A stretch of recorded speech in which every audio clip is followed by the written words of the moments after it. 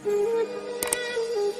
समय की बात है, जंगल के पास एक लकड़हारा रहता था जो जंगल में लकड़ी इकट्ठी करता था और उन्हें पास के बाजार में बेचता था कुछ पैसों के लिए। एक दिन की बात है, वो एक पेड़ काट रहा था।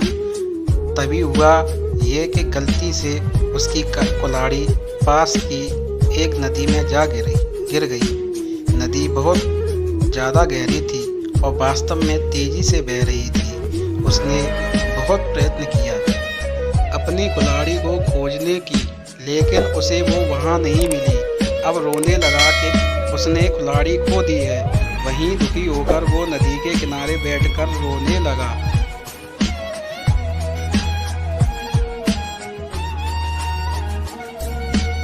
उसके रोने की आवाज़ सुनकर नदी के भगवान उठे और उस लकड़हारे से पूछा कि क्या हुआ। लकड़हारे ने उन्हें अपनी दुखद कहानी बताई। नदी के भगवान को उस लकड़हारे के ऊपर दया आई और वो उसकी मेहनत और सच्चाई देखकर उसकी मदद करने की पेशकश एक सुनहरी कुल्हाड़ी वापस लाए। लेकिन लकड़हारे ने कहा कि यह उसकी नहीं है। वो फिर से गायब हो गए और अब की बार उन्होंने चांदी की कुल्हाड़ी लेकर वापस आए।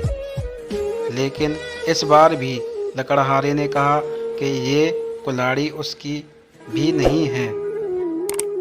अब नदी के भगवान पानी में फिर से गायब हो गए और अब की बार वो एक लोहे की कुल्हाड़ी के साथ वापस आ गए।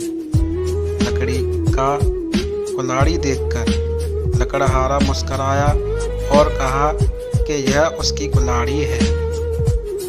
नदी के भगवान ने लकड़हारे की ईमानदारी से प्रभावित होकर उसे सोने और चांदी की दोनों कुल्हाड़ियों से भेंट किया।